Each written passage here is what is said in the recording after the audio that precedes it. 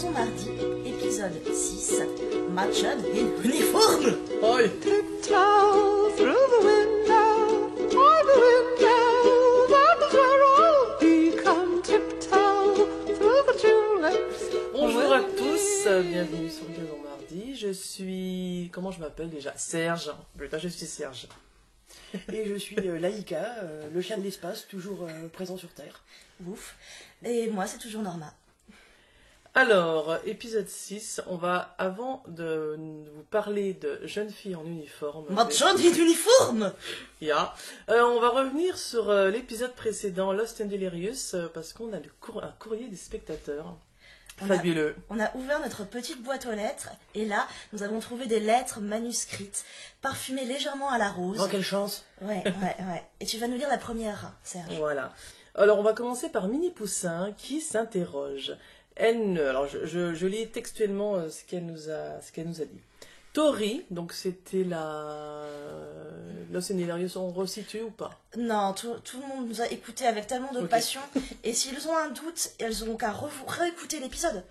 Alors, Minnie Poussin dit « Tori n'est absolument pas dans la rebellitude, ni dans un pragmatisme qui la ferait penser à long terme.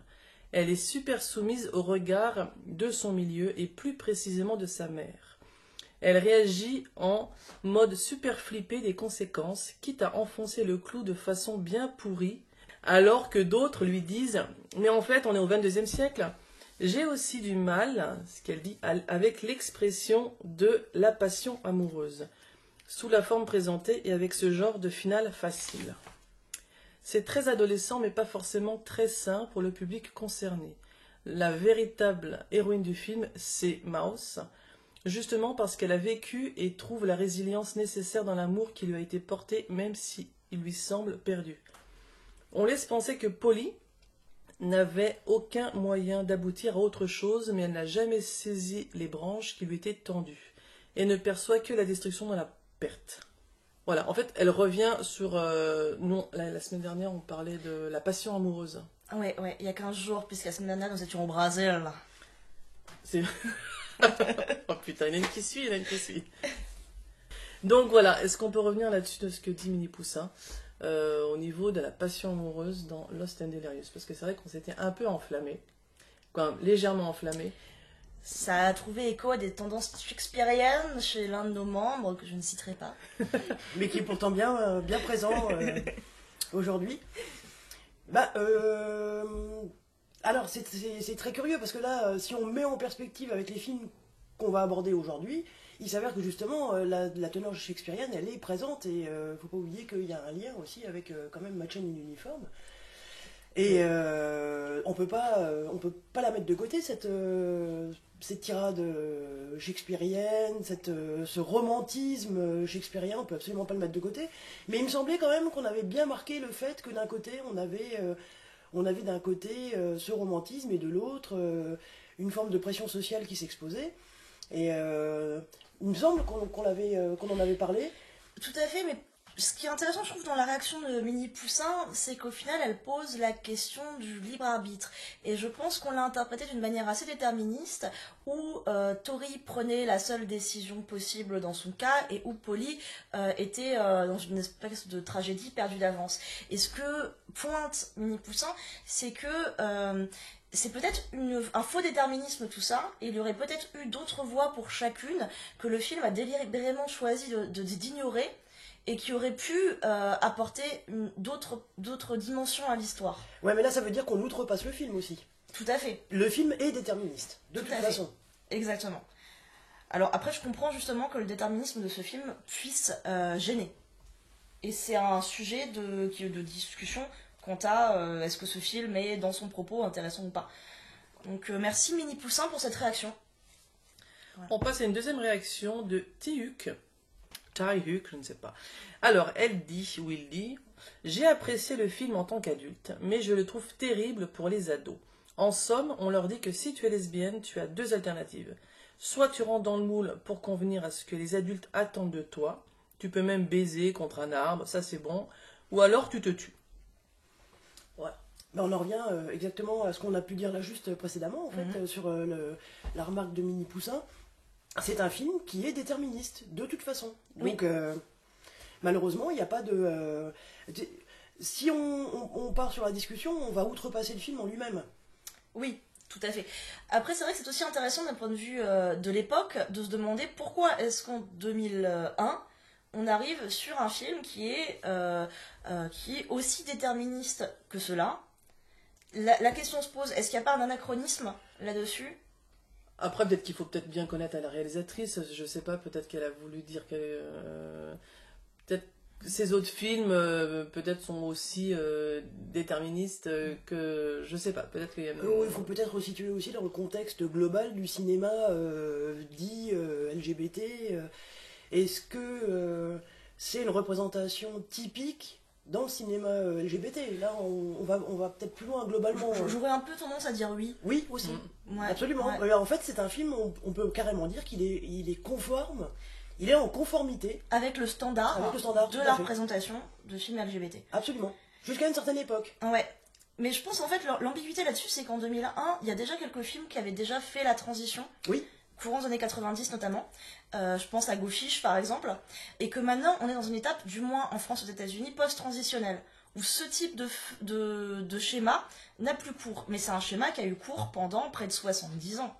C'est exactement ça. Voilà. Donc, et c'est intéressant de vivre à l'époque où on vit, déjà parce qu'il y a les vaccins, et ça c'est sympa, mais ça n'a rien à voir. Mais je ne suis pas morte de la rubéole et j'en suis très heureuse. Mais outre cela, c'est aussi intéressant de vivre à notre époque parce qu'on vit la transition sur de systèmes de représentation dans le cinéma LGBT. Oui. Et on passe d'un cycle assez long, justement, de fins codifiées déterministes, où il n'y avait que 2-3 options possibles pour résoudre les histoires, qui étaient la mort, la démission et la disparition, ou la prison, généralement. Bah, ça, on en viendra après. Voilà, tout à fait. Mais, exactement. Mais, et on arrive à une ouverture et à d'autres schémas qui sont en train de se dessiner. Donc c'est une époque fascinante. C'est une époque fascinante dans l'histoire du cinéma LGBT. Ouais. Troisième réaction de Blinded. Elle dit « J'attends le spécial Kazakhstan avec impatience. » Bah nous aussi. C'est quoi le spécial Kazakhstan? Je Excusez-moi. sais pas, mais, c'est peut-être avec Borat. je sais pas. C'était en réponse, je pense, à notre spécial Brésil. Ah Où on a quand même passé 1 heure à dire qu'il n'y avait pas de film, quasiment, et que c'était difficile de chroniquer un cinéma qui n'existait pas. D'accord. Et là, je remercie Blinded pour cette idée de connasse. Le Kazakhstan, ça va être fun. Alors, peut-être pas le Kazakhstan, mais on a encore beaucoup de choses dans nos besaces, je pense. Et moi, je croyais que c'était un petit clin d'œil à, je sais pas, Laïka, le chien. Ah, déjà, tu as déjà une fin. Ouais, voilà, non. Bon, en tout cas, si elle a des conseils sur le cinéma lesbien Kazakhstan, les cinémas LGBT Kazakhstan, moi j'attends les conseils. Tous les Kazakhs de France, on compte sur vous. Voilà. Quatrième réaction, on revient à Tiuk. Alors, elle pose la question, est-ce... Ou il, oui, pardon. Ah oui. Est-ce qu'une symbolique m'aurait échappé? C'est le 3e film lesbien où il est question de myrtille. Ah, la symbolique de la myrtille, ce petit fruit délicieux qu'on met sous la langue. Eh bien oui, Tuc, oui. Qu'on oui. ramasse avec un peigne. Est-ce qu'il En plus, il y a aussi... mais il n'est pas poilu. Alors, figure-toi, Tuc, que donc la Laïka donc, elle a l'air d'être déjà renseignée, mais moi j'ai fait des recherches, et mes recherches m'ont emmenée dans des endroits fabuleux. Ah. Parce que la seule référence que j'ai trouvée sur Blueberry lesbienne était l'insulte Blueberry picking lesbienne, qui avait été traduit par un traducteur fou sur internet en français par éplucheuse de lentilles. Et là, nous arrivons dans une partie complètement improbable de l'histoire. Attention, surréalisme. Figurez-vous que d'après les dictionnaires d'argot de 1836, très précisément, éplucheuse de lentilles veut dire lesbienne ou tribade. Je ne sais pas par contre pourquoi la métaphore de la lentille, je n'en sais rien. Et que donc Blueberry picking lesbian et de même veut dire grosse guine en gros. Mais du coup j'ai un petit peu feuilleté ce dictionnaire. C'est pas le seul mot en 1836 qui voulait dire lesbienne. Nous avions aussi ponif, chipette, manus, môme, gougnotte, guine, gousse, magneuse, vrille, laisse-bombe, être de la garde nationale, puce travailleuse, Gamahuche. Dans le dictionnaire de 1984, par contre, une partie de ces expressions avait disparu. Mais pas notre éplucheuse de lentilles, qui était encore en cours en 1984, d'après le dictionnaire. Mais par contre, apparaissait qui aime l'ail, tire-bouton, qui est de la maison tire-bouchon. Gavousse. Un lieu de rencontre pour lesbiennes était un marché à l'ail. Wow. Nous pouvions être une gougnotte, une guine, une môme, un jules, une gousse, une vrille, et être de la bottine. À l'ail. À l'ail ou à l'ail? À l'ail. À l'ail.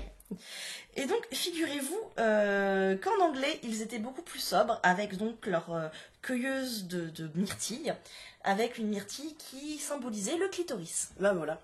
Voilà, Et c'est pour ça que tu parlais de la lentille, mais je pense à une chose, avec cette histoire d'éplucher la lentille, ne serait-ce pas découvrir le clitoris, d'une certaine manière?